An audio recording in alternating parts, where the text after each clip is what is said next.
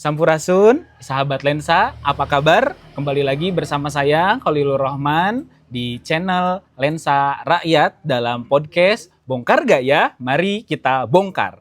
Bukan opini atau basa-basi, Lensa Rakyat Channel. Apa kabar sahabat lensa semuanya?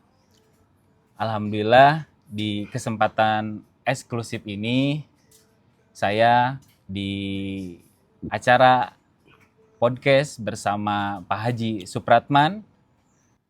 Di kesempatan ini kita akan mendapatkan nasihat dari Pak Haji, akan mendapatkan perspektif ataupun sisi sudut pandang bagaimana perkembangan peristiwa dan perjalanan Pangandaran, dan mungkin nanti Pak Haji bisa menyampaikan apa saja nilai-nilai atau prinsip-prinsip yang kemudian sudah dirumuskan oleh tokoh Presidium, anggota Presidium yang mungkin belum terimplementasi secara optimal. Silahkan Pak Haji bisa disampaikan atau menjadi edukasi untuk kita semua.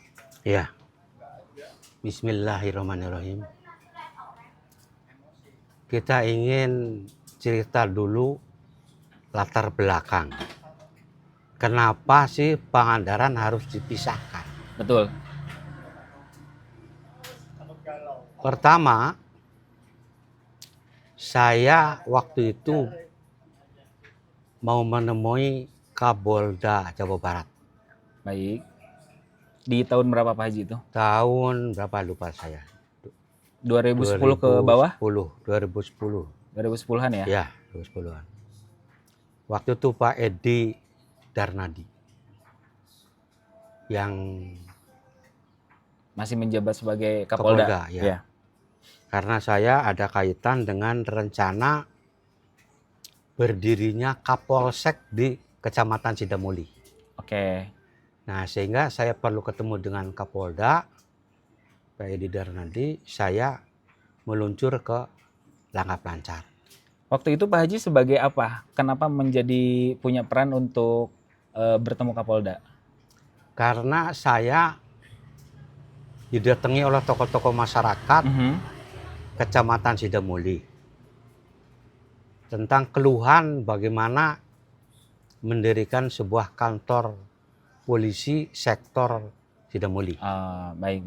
Begitu. Mereka ada kesulitan, ada masalah yang harus dipecahkan karena kepolisian itu siap membangun dan memberikan personel. Iya.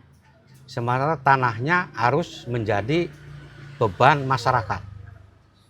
Dan disitulah sehingga saya, karena yang mengganggu-ganggu juga banyak, yang punya kepentingan berbeda juga banyak, sehingga saya perlu ketemu Kapolda supaya Kapolda memberikan dukungan terhadap berdirinya Kapolsek Sidamuli tadi. Nah, pada saat saya jalan ke sana, ada teman-teman yang tahu kalau saya mau ke Langkah Lancar. Iya. Terus memberi nasihat kepada saya, Kang, jangan ada ke Langkah Lancar. Iya, kumaha gitu. Lamun reka ditu kudu mawa merang. Tahu merang? Merang itu apa? Sejenis Merang oleh-oleh? itu bukan, merang itu Atau senjata merang tajam? itu kulit padi. Kulit padi. Kulit padi.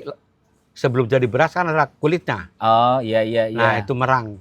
Merang digiling lagi jadi apa? Ban ayam itu apa? Bekatul. Kalau ininya Kalau apa? bahasa Pangandarannya. Ya, kalau nah itu merangnya. Kulit padi yang kasar. Oke.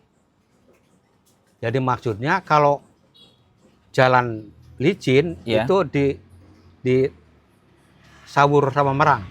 Oh, iya paham. Nah, jadi nanti jalan yang licin itu bisa buat naik.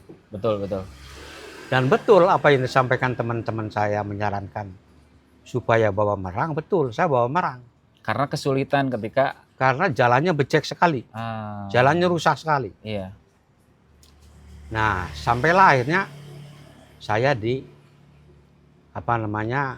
Kecamatan Langkah Lancar, di mana di situ ada Kapolda, ada Ketua DPRD Jawa Barat Pak Eka Santosa, ada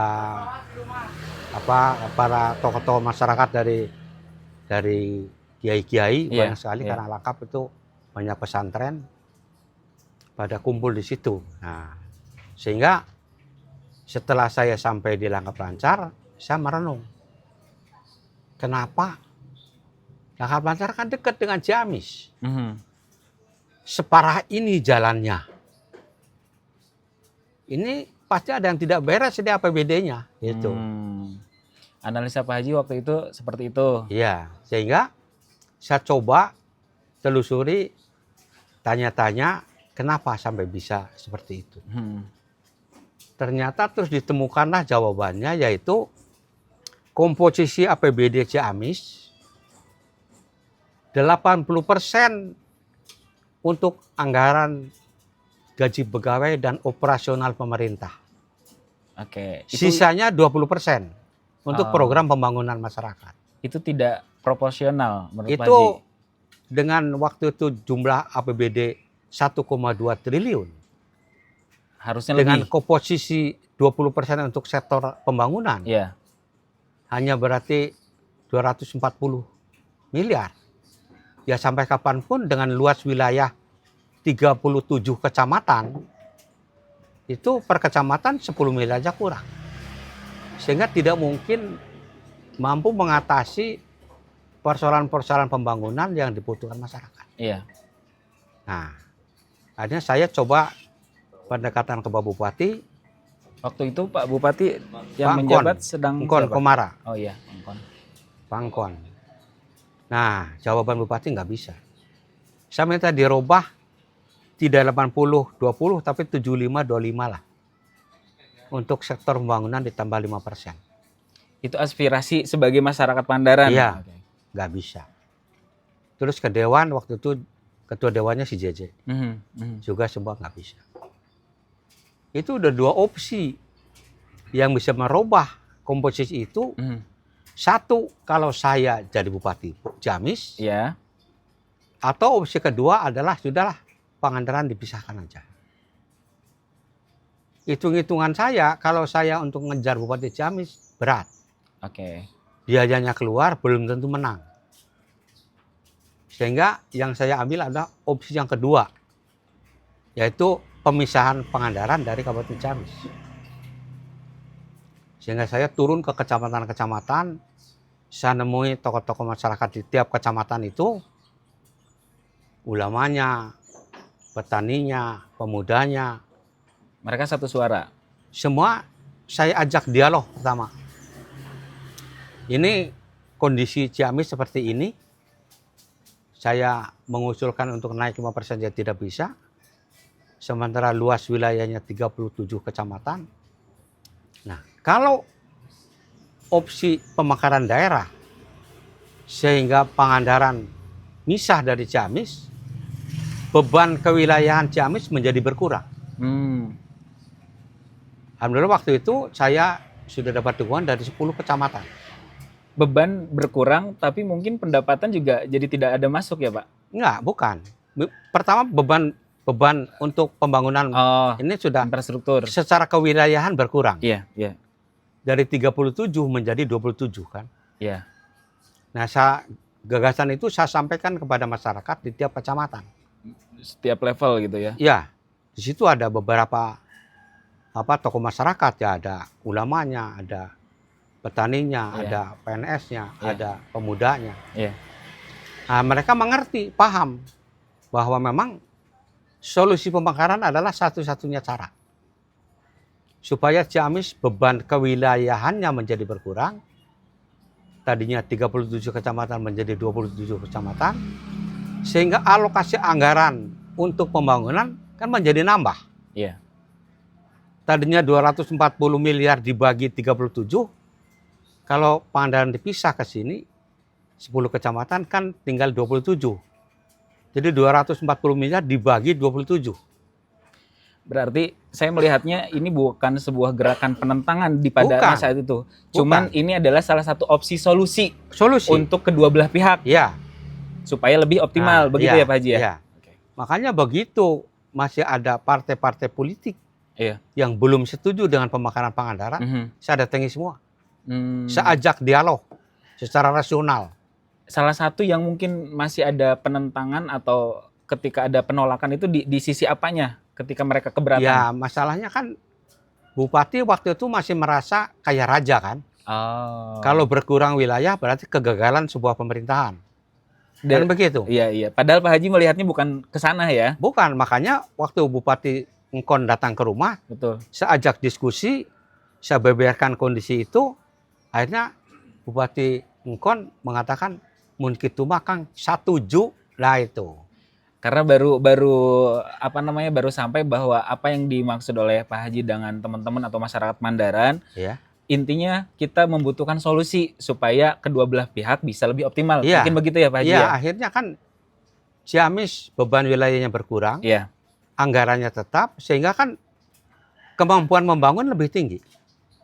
Oke. Pangandaran dengan menjadi kabupaten baru, otomatis alokasi anggaran dari APBN kita dapat. Poin pertama itu sudah bisa disimpulkan nih, mungkin ya. Tapi kalau misalnya kita berbicara dengan tujuan pemekaran yang tadi Pak Haji sampaikan, sejauh ini optimalisasi atau penerapan di lapangan sudah sejauh mana implementasinya? Pada saat Pangandaran masih PLT, PLT itu belum murni ya mekar? penunjukan, Oh, iya. bukan. Bupatinya PLT, Oke, penunjukan dari pusat. betul. Waktu itu bupatinya siapa ya? Njang. PLT-nya? Ya, Njang Lapandi dari Iya. Provinsi Jawa Barat. Nah, waktu itu belum ada DPRD. Sehingga saya selaku pendiri Kabupaten Pangandaran bisa intervensi kepada bupati untuk mengalokasikan anggaran Kabupaten Pangandaran untuk sektor pembangunan tidak boleh kurang dari 50%. Dan itu terjadi. Panjang bisa mengalokasi anggaran, dia musyawarah dengan DPRD, Iya. belum ada DPRD. Nah, sehingga anggaran untuk sektor pembangunan 53% kalau nggak salah. Berarti waktu itu PLT berdiskusinya dengan Dengan teman-teman anggota presidium. Iya. Kalau tokoh anggota presidium itu ada berapa kalau saya boleh tahu Pak Haji? Kalau anggota presidium, tiap kecamatan ada koordinatornya. Jadi ada koordinator kecamatan dari 10 kecamatan itu. Baik. Itu menjadi perwakilan kita untuk kecamatan-kecamatan tersebut. Dan waktu itu diamanahi Pak Haji adalah sebagai ketua tokoh presidium. Ya, karena saya sebagai penggagas pemekaran, Ya. saya juga sebagai yang memobilisasi gerakan, Iya. saya 80% yang membiayai juga. Masya Allah. Sehingga ya secara otomatis Luar biasa kewenangan ya saya di perjuangan. situ luar biasa. Iya, betul. Jadi walaupun dia mungkin secara materi anak buah saya lebih kaya daripada saya, tapi saya sebagai penggagas, saya memobilisasi massa untuk gerakan ini, sehingga semuanya juga ya gimana peperatan aja lah, akhirnya begitu kan. Jadi sehingga kondisi itu membuat mereka patuh kepada saya. Walaupun mereka juga ya namanya induk kabupaten tidak setuju, pasti menggunakan berbagai macam cara untuk menggagalkan pemekaran. Salah satunya adalah iming-iming. Kalau sukses diberi proyek sekian miliar kan gitu. Jadi ya dari bahasanya banyak yang mulai pengkal-pengkol lah gitu. Berarti waktu itu ketika Pak Haji sebagai koordinator presidium, walaupun Bupati Ciamis sudah setuju, tidak serta-merta mulus perjalanannya ya. Ya. Ada pihak-pihak yang mungkin kita Itu sebutkan sebagai politik gitu ya. Sebelum Bupati setuju dengan saya, Iya.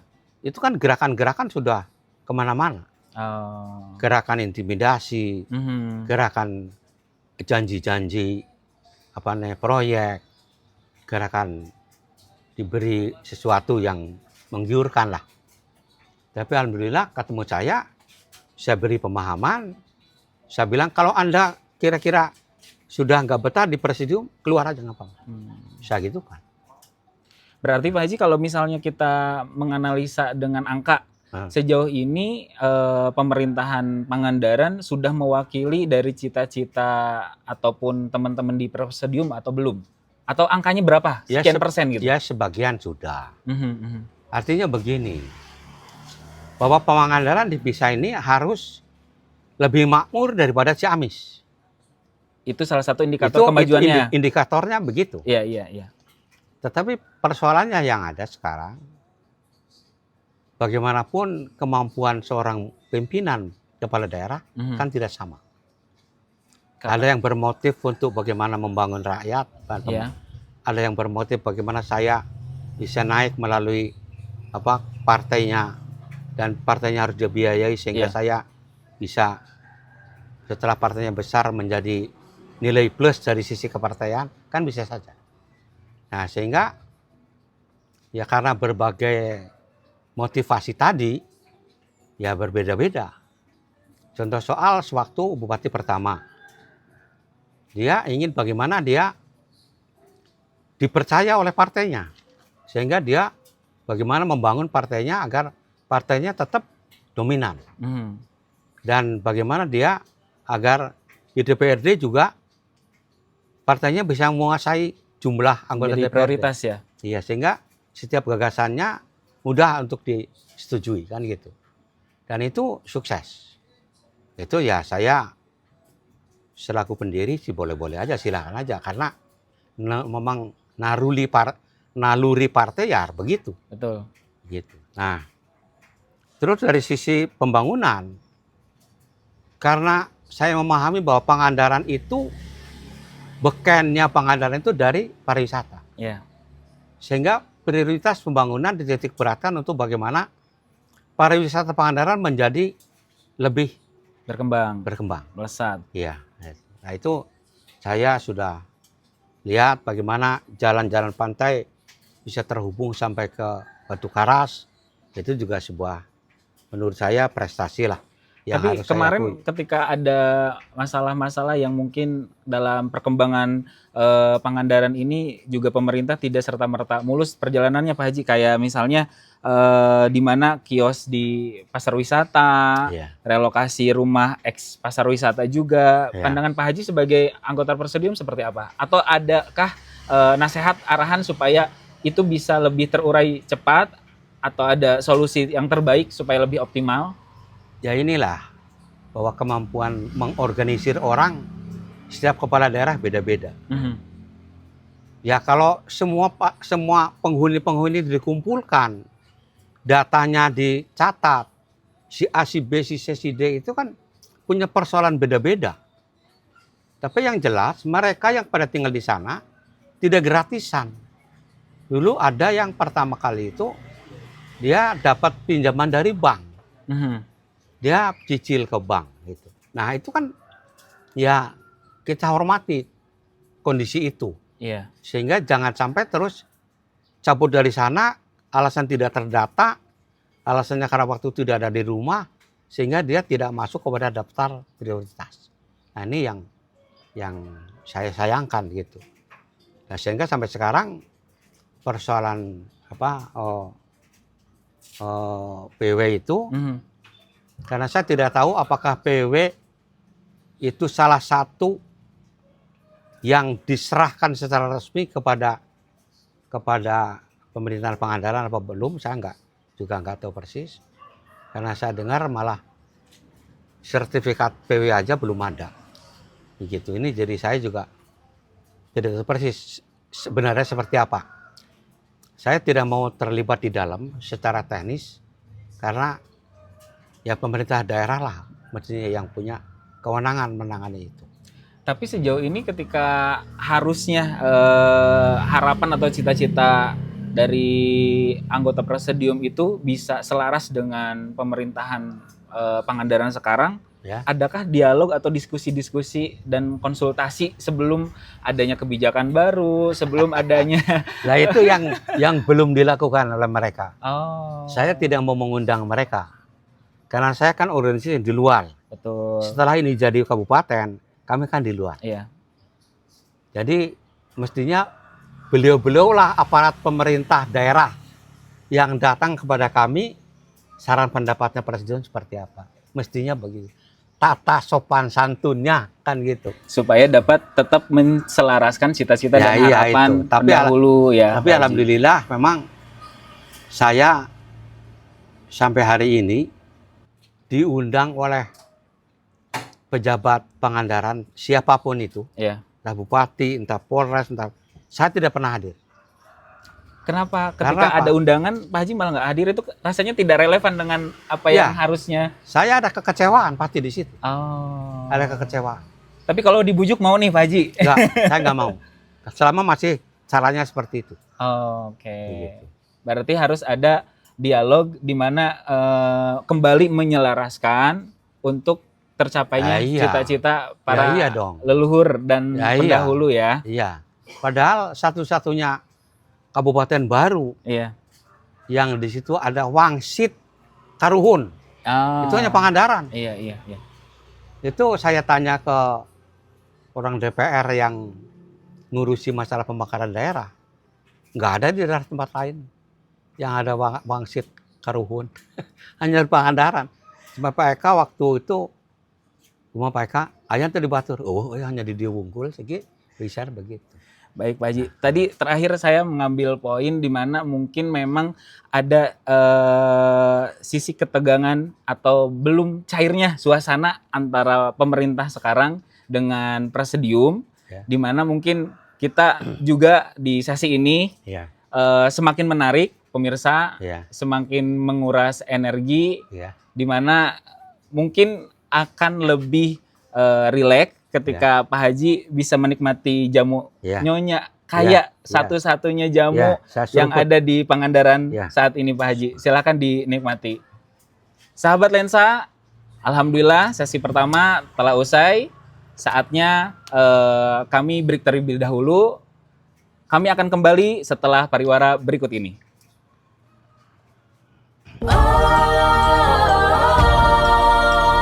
Membawa visi, membuka mata, menjadi suara bagi semua.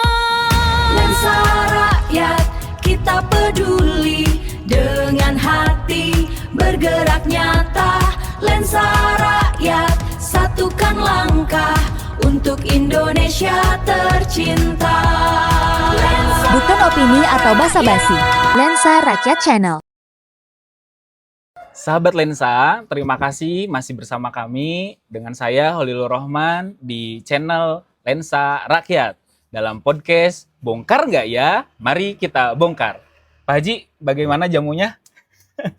Segar. Seger, lebih segar. cair ya sekarang ya. Segar. Mudah-mudahan nanti bisa mengajak keluarga atau misalnya Pak Haji ada anak-anak yang Ya. memang membutuhkan jamu Nyonya Kaya tersedia di belakang Muhammadiyah. Iya.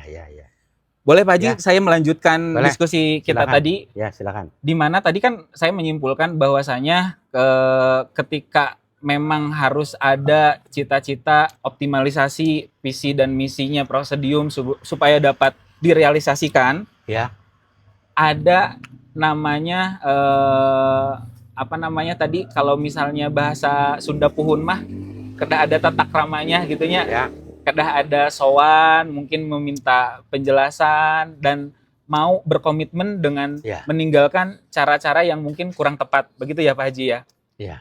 Saya menarik Pak Haji ketika di Pangandaran ini mungkin kan orang di luar Pangandaran apa namanya bayangannya adalah laut. Tapi ketika berbicara Pangandaran ternyata datanya itu adalah lautan sebagian kecil dari Pangandaran ya. Ya. Tidak menjadi yang dominan. Bahkan daratan masih menjadi dominan di Pangandaran. Ya. Saya menjadi menarik untuk membahas bagaimana apa namanya suplai atau pendapatan dari olahan darat dibandingkan laut sejauh ini Pak Haji. Ya, dulu waktu saya menggerakkan pemekaran daerah, Pangandaran masih menjadi pusat distribusi gula merah kelapa. Saat ini bagaimana? Kelihatannya sekarang saya tidak tahu datanya, tapi yang Iya. jelas mungkin sekarang berkurang. Waktu itu di Jawa Barat itu senterannya di sini, Pangandaran. Pangandaran. Karena dulu di Cimerak itu ada berapa ratus hektar lah itu dijadikan program pengembangan kelapa hibrida. Waktu zaman masih Pak Harto. Iya. Nah, setelah kelapa waktu itu harganya hancur, berubahlah masyarakat dari pemetik kelapa menjadi penderes. Penderes itu pengepul. Penderes itu orang yang mengambil nira dari pohon kelapa untuk dijadikan gula. Oh, nira itu bahan baku dari gula. Dari gula. Oke. Waktu itu hampir Unilever, Bank, semua di ini ya Pangandaran. Muaranya dari Pangandaran. Ya. Kalau kita bicara tentang data hasil bumi, Iya, iya. kelapa udah jelas menjadi sentra di Priangan. Iya. Jawa Barat itu Pangandaran jadi sentra gula. Kalau kita lihat dari data di Ciamis, Iya. sentra padi juga ada di Pangandaran. Di tahun berapa itu, Pak Haji? Tahun 2011-2012. Terus hutan juga yang banyak itu di Pangandaran. Gitu. Jadi komoditas-komoditas non laut, Iya. kita masih punya keunggulan. Tinggal sekarang bagaimana kondisi terakhir karena hutan banyak pembalakan. Kan gitu kan. Nah, jadi apakah hutan Pembalakan itu berarti istilahnya pencurian kayu-kayu lah. Gitu. Itu yang biasanya melibatkan masyarakat. Tapi ujung-ujungnya masyarakat, kalau ada apa-apa yang ditewak secara kepolisian masyarakat. Tapi saya yakin masyarakat tidak berani sebesar itu melakukan pembalakan kalau tidak ada backup dari orang dalam. Itu juga menjadi evaluasi ya Pak Haji? Iya. Nah itu semua menjadi pengalaman harusnya bagi pemerintahan Pangandaran yang baru. Karena sekarang pemerintahan Pangandaran sudah ada, sehingga orientasi pembangunan Pangandaran harus menitik beratkan kepada bagaimana masyarakat Pangandaran ikut menikmati sektor-sektor apapun yang dikembangkan di Pangandaran.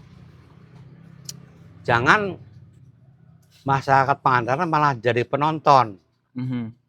Gitu. Dia orang Pangandaran sendiri, sekarang mau masuk ke Cagar Alam ke Pangantai aja harus bayar. Nah, ini maksudnya tidak boleh begitu. Masyarakat Pangandaran harus paling banyak menikmati keuntungan daripada Pangandaran setelah menjadi kabupaten ini.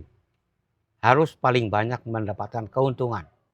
Sampai ada kemarin ketika masalah tiket palsu, sampai nggak ke Pak Haji informasinya itu? Sampai. Itu salah satu kekeliruan atau evaluasinya di sisi apanya kira-kira? Sampai kenapa kemudian muncul case-case seperti itu gitu? Atau di semua bidang juga ada potensi untuk korupsi? Ya kalau sekarang bicara korupsi di mana-mana lah di Indonesia ya. Di semua sektor korupsi ada. Ya tidak, Pangandaran juga tidak terkecuali. Pasti ada begitu. Cuman persoalan sekarang komitmen pemimpin. Itu menjadi tolak ukur ya? Kabupaten itu menjadi bupati itu menjadi tolak ukur. Sejauh mana dia melakukan pemberantasan korupsi, melakukan pembenahan birokrasinya. Iya. Jangan sampai orang ditempatkan menjadi kepala dinas, tapi dia tidak tahu apa yang menjadi tugas kepala dinas itu.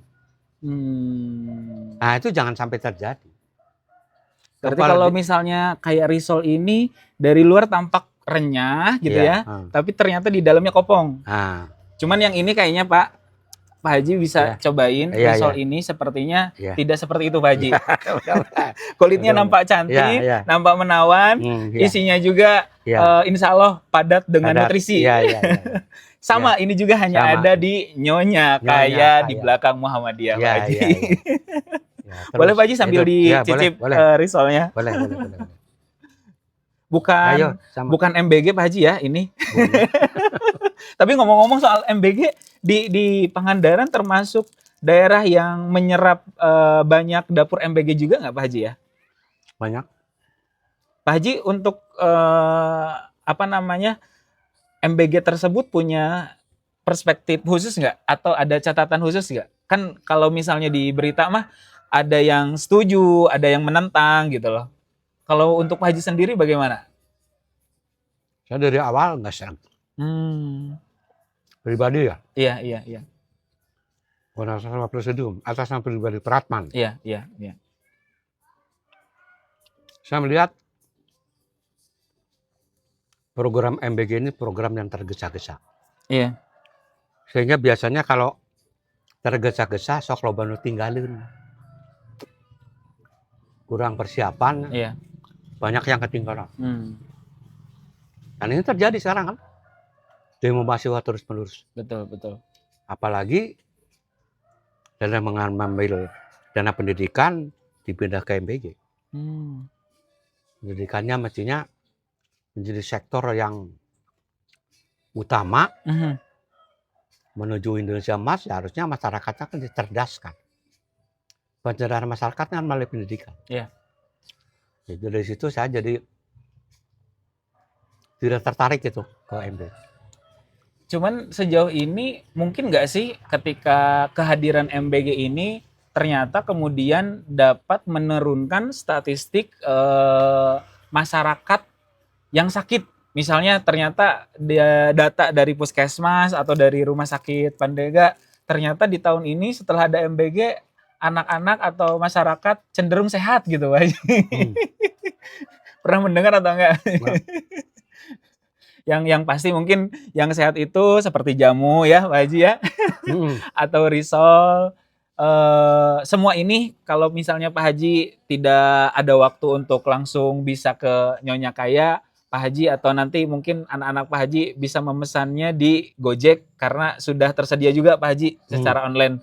Ada risol, ada beraneka ragam minuman jamu juga. Ya. Ya mudah-mudahan nanti siapapun yang ini saya ceritani lah tentang ini. Siap Pak Haji. Tadi berarti kita sampai di poin di mana ketika pemerintah punya slogan melesat, artinya tidak serta-merta akan melesat Pak Haji ya. Banyak poin-poin yang harus dibenahi, harus sehat mungkin, harus betul, harus sesuai dengan kapasitasnya supaya cita-cita melesatnya itu bisa terwujud gitu ya. Termasuk kesenggangan antara pihak pelaksana ataupun Pemda dengan tokoh-tokoh presidium. Ya. Itu harus ada keselarasan, begitu ya Pak Haji ya? Ya, mestinya begitu. Karena jarang di daerah-daerah kabupaten lain pendirinya pada masih hidup. Sementara Pangandaran masih hidup, karena pendiri Pangandaran itu tidak hanya menciptakan sebuah kabupaten. Iya. Tapi udah penuh dengan cita-cita Pangandaran itu kabupaten menjadi apa-apa. Ke depan terus begini. Itu udah dengan konsep penuh bagaimana Pangandaran ke depan harus menjadi kebanggaan. Iya. Setelah misah itu. Nah, tapi saya belum pernah sampai hari ini saya belum pernah ditanya oleh bupati. Saya menunggu-nunggu kapan saya diundang oleh bupati. Bupati mengumpulkan semua dinasnya. Kalau perlu sampai kepala desanya. Terus DPRD-nya. Saya disuruh presentasi kenapa Pangandaran harus dimekarkan. Ke depan Pangandaran seperti apa? Saya nunggu sampai hari ini saya belum pernah diundang itu. Makanya saya kecewa kalau saya hanya diundang untuk ikut upacara, ngapain?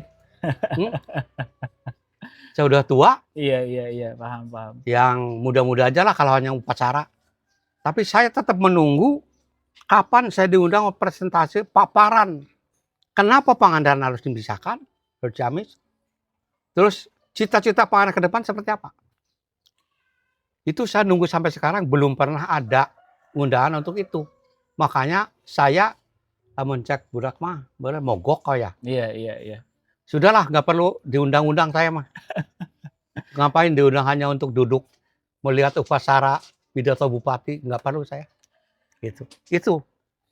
Baik Pak Haji, sahabat lensa, Masya Allah, Allahu Akbar, di usia Pak Haji Supratman yang sepuh ini, di usia 77 tahun ya, semangatnya masih luar biasa, dengan keinginan dan cita-cita yang luhurnya. Mudah-mudahan Pak Haji bukannya mungkin teman-teman ataupun Bapak Ibu di Pemda sekalipun tidak teringat dengan para pendahulunya, tapi sepertinya kalau mungkin bisa kami simpulkan bisa jadi PR Pangandaran sedang begitu banyak. Sehingga mungkin sedang masih sibuk-sibuknya Pak Haji. Mungkin nanti begitu. Mudah-mudahan kita doakan akan ada kesempatan di mana kita bisa duduk bersama menyelaraskan cita-cita para pendahulu supaya bisa dapat dilanjutkan oleh generasi atau pewaris berikutnya. Begitu ya Pak Haji? Ya, betul. Karena bisa jadi ketika kita memiliki cita-cita luhur tapi tanpa ada perbaikan dalam semua aspek, bisa jadi seperti kapal karam yang terjadi tenggelam kemarin Pak Haji. Ya. Punya tujuan, cuman mungkin karena ada error human atau mungkin ada sesuatu di perjalanan, ketidaksiapan itu membuat tumpangan menjadi tumpah gitu loh. Itu sampai juga nggak ke Pak Haji berita kapal karam ada di Batu Hiu cenah anu kedah teh dugi ka Cilacapnya. Katanya begitu. Mudah-mudahan kalau misalnya Pangandaran diibaratkan sebagai perahu tidak akan berhenti, bisa melewati berbagai tantangan gitu ya Pak Haji. Ya. Tapi kalau misalnya dari sudut pandang Pak Haji, dengan ada kapal karam begitu bisa menjadi ikonik seperti kapal perahu yang ditenggelamkan nggak? Enggak. Jadi tempat wisata baru gitu? Ini kan musibah. Pure musibah ya. Tidak ada isu politiknya. Nggak tahu kalau di dalamnya ya. Tapi yang jelas saya melihat dari sudut musibah. Karena dari perjalanan awal menuju Cilacap kan inginnya lancar-lancar aja. Betul. Karena begitu ada gangguan kan biaya operasionalnya menjadi naik tinggi. Betul, betul. Tapi ternyata terganggu di situ entah karena arus, entah karena apa. Iya. Itu perlu ada penelusuran. Tapi sejauh ini berarti sudut pandang dari Pak Haji mudah-mudahan hanya sekedar musibah dan Allah mudahkan semua orang yang terlibatnya ya. Tidak ada muatan politik atau pengalihan isu gitu Pak Haji. Saya mudah-mudahan sih mudah-mudahan seperti itulah. Baik Pak Haji, terima kasih. Kita akan kembali di sesi terakhir nanti. Sebelum itu kami ada pariwara berikut ini. Tapi enak ini. Mata menatap, nyali tak goyah, satu suara takkan menyerah. Lensa rakyat bangkit berdiri, lensa rakyat tak henti berlari. Teriakan kebenaran guncang dunia, satu tujuan kita bersama. Lensa rakyat. Bukan opini atau basa-basi. Lensa Rakyat Channel. Sahabat Lensa, terima kasih masih bersama kami di Lensa Rakyat Channel dalam podcast Bongkar Gaya, Mari Kita Bongkar. Pak Haji, kalau jamu itu olahan dari berbagai rempah-rempah. Ya. Jamu itu khasiatnya salah satu ikhtiar ataupun wasilah sebagai bentuk kesehatan. Ya. Tapi kadangkala ada pahitnya. Ya. Untuk kesehatan kita yakini khasiatnya tetap harus kita minum. Ya. Mungkin di sesi terakhir ini sama halnya ketika kami sebagai anak muda atau teman-teman di luaran sana juga yang mungkin perlu nasihat dari Pak Haji sebagai salah satu kasepuhan di Pangandaran, sebagai salah satu tokoh presidium yang memperjuangkan penuh Pangandaran, yang memiliki cita-cita luhur untuk Pangandaran melesat. Kami ingin mendengar, sekalipun itu pahit, kami akan telan, mudah-mudahan menjadi sebuah kebaikan untuk kami semuanya, Pak Haji. Ya.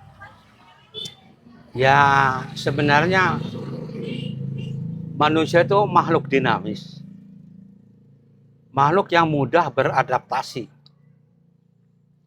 Jadi kalau berkaca kemarin, kemarin banyak lubang-lubang, kemarin banyak kebijakan yang salah. Ya itu ke depan ya jangan diulangi lagi. Khususnya bagi para pemuda, penerus generasi kita. Ke depan wajib pemuda itu belajar pengalaman dari masa lalunya. Yang jelek, kenapa jelek? Setelah itu jangan ditinggalkan, jangan dipakai. Yang bagus, kenapa bagus? Lanjutkan. Jadi jangan sampai pemuda Pangandaran ditinggalkan oleh zamannya. Contoh sekarang, saya sering memberikan contoh, jangan kayak di Jakarta, penduduk aslinya terpinggirkan. Sementara Jakarta menjadi kota metropolitan, pejabat-pejabat yang ngisi di kantor-kantor yang terhormat itu, kebanyakan bukan orang Jakarta. Nah ini di Pangandaran mestinya pemuda-pemuda belajar dari itu, yang mengisi pejabat-pejabat penentu kebijakan di Kabupaten Pangandaran ya harus orang Pangandaran.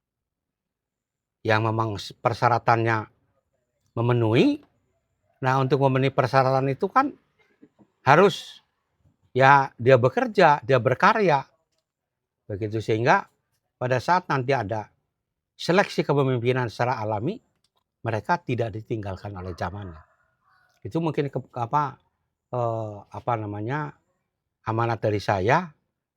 Jadi Pangandaran sudah jadi kabupaten, tujuannya bagaimana masyarakat Pangandaran harus dimakmurkan, peningkatan kesejahteraan harus dilakukan, cobalah itu. Peningkatan kesejahteraan, peningkatan kemakmuran, peningkatan pendidikan, kesehatan dan lain sebagainya. Itu harus terwujud di Pangandaran. Jangan sampai malah kita dengan induk Kabupaten Ciamis, kita di bawah nilai induknya. Itu sudah kegagalan. Gitu. Sehingga Pangandaran harus lebih maju daripada induknya. Gitu. Jadi ngapain kalau dipisah-pisahkan masih di bawah induknya, kemampuannya. Gitu. Makanya ini tanggung jawab anak muda ke depan. Mungkin saya sudah tua ya, generasi tua-tua ini mungkin tinggal menunggu kabar dari alam sana. Gitu. Tapi pelaksana di lapangan adalah anak-anak muda yang nanti menjadi pemimpin-pemimpin. Itu amanat saya. Jadi hal-hal yang jelek jangan dipakai, jangan dibawa-bawa terus. Yang jelek, yang buruk mereka pasti tahu.